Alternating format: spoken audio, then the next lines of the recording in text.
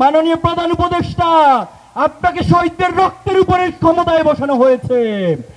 আপনি জানা যায় আবেগ আপ্লুত বক্তব্য দিয়েছেন, সেটা আমরা মেনে নিচ্ছি, কিন্তু আপনি জানা যায় একবার হাদি ভাইয়ের খুনিদের গ্রেফতারের কথা বলেন নাই। পক্ষকে দেখি তারা নিজেদেরকে মাস্টার মাইন্ড দাবি করে জুলাইয়ের ক্রেডিটকে নিজেদের পকেটে অবস্থান করতে চায়। আপনাদের কি জুলাইয়ের কথা মনে আছে?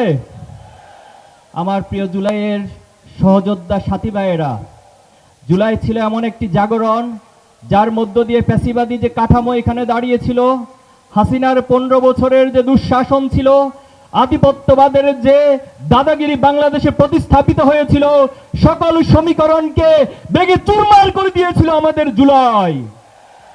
জুলাইয়ের সেই দিনগুলো আজও আমাদের মনে পড়ে। সারা দেশে রক্তাক্ত, সারা দেশ থেকে প্রতিটি ক্ষণে ক্ষণে শাহাদাতের সংবাদ, আহত হওয়ার সংবাদ, নির্যাতনের সংবাদ, গ্রেফতারের সংবাদ। আজকে জুলাই পরবর্তী যে বাংলাদেশ, সে বাংলাদেশে আমরা কয়েকটি পক্ষ দেখি। এক নাম্বার পক্ষ দেখি যারা এই জুলাইয়ের স্পিডকে স্বীকার করতে চায় না, কিন্তু জুলাইয়ের যে ফল সেটা তারা দারুণভাবে ভোগ করতে চায়। আর একটা পক্ষকে দেখি তারা নিজেদেরকে মাস্টার মাইন্ড দাবি করে জুলাইয়ের ক্রেডিটকে নিজেদের পকেটে অবস্থান করতে চায়। হিউস্টনে রকিং টেস্টি, সীমানা ছাড়াও নিজেকে হারাও। আর একটা পক্ষকে দেখি তারা কোনো ক্রেডিটের দাবি না করে বরং জুলাইকে নিজেদের জুলাইয়ের স্পিডকে ধারণ করে এই বাংলাদেশকে, শহীদদেরকে ধারণ করে, শহীদের তামান্নাকে ধারণ করে বাংলাদেশ গড়ে তুলতে চায়।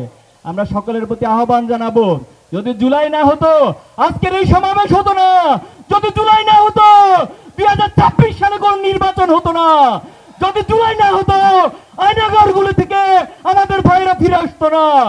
এজন্য যারা আগামীকে জুলাইকে ধারণ করতে পারবে তারাই বাংলাদেশকে নেতৃত্ব দিবে।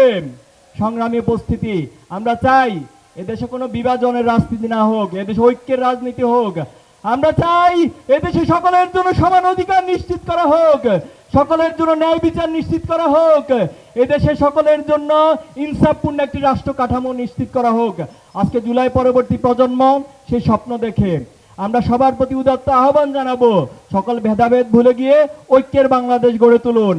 আমরা বলতে চাই তরুণ ভাইদের উদ্দেশ্যে, তরুণ ভাইরা আছেন এখানে, কান খাড়া করে শুনে রাখুন, অতীতে আপনাদেরকে বারবার রাষ্ট্রনায়করা এদেশের রাজনীতিবিদরা ব্যবহার করেছে, আপনাদেরকে লাঠিয়াল বাহিনী হিসেবে ব্যবহার করা হয়েছে।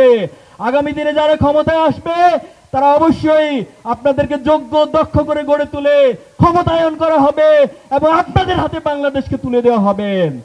আমরা হাদি ভাইয়ের কথা মনে আছে? হাদি ভাইয়ের শাহাদাত হয়েছে আজকে 40 দিনের বেশি অতিবাহিত হয়েছে, কিন্তু এখনো খুনিদেরকে গ্রেফতার করা হয় নাই। মাননীয় প্রধান উপদেষ্টা, আপনাকে শহীদদের রক্তের উপরে ক্ষমতায় বসানো হয়েছে। আপনি জানা যায় আবেগ আপ্লুত বক্তব্য দিয়েছেন, সেটা আমরা মেনে নিচ্ছি, কিন্তু আপনি জানা যায় একবার হাদি ভাইয়ের খুনিদের গ্রেফতারের কথা বলেন নাই। আমরা দাবি করব, বাংলাদেশে 18 কোটি মানুষের দাবি, হাদি ভাইয়ের খুনিদেরকে গ্রেফতার করতে হবে। বাংলাদেশে আর কোনো হত্যার রাজনীতি চলবে না। সর্বশেষ বলতে চাই, আমাদেরকে অনেকে ভয় দেখানোর চেষ্টা করে, আমাদের নারী বোনদের উপর হামলা করার চেষ্টা করা হচ্ছে, তাদেরকে হেনস্থা করা হচ্ছে, নারীদের উপর নিপীড়ন করা হচ্ছে। তাদের উদ্দেশ্যে বলবো, আমরা জুলাইয়ের প্রজন্ম, আমরা শহীদের প্রজন্ম, আমরা আল্লাহ ছাড়া কারো কাছে মাথা নত করি না। আমরা এই দুনিয়াতে পা রেখেছি শাহাদাতের তামান্না নিয়ে, আমরা শাহাদাতের তামান্না নিয়ে আগামী দিনে এগিয়ে যাব। আমরা এই পৃথিবীকে আমরা এই পৃথিবীকে সমৃদ্ধ বাংলাদেশ হিসেবে গড়ে তুলবো ইনশাআল্লাহ। এই 14 গ্রাম নয়, শুধুমাত্র এই বাংলাদেশ সহ এই দুনিয়ার প্রতি ইঞ্চি মাটি থেকে আমরা জুলুম এবং নির্যাতনে মূলচ্ছেদ করে ইনসাফ কায়েম করবো ইনশাআল্লাহ। আল্লাহ আমাদের সহায় হোক।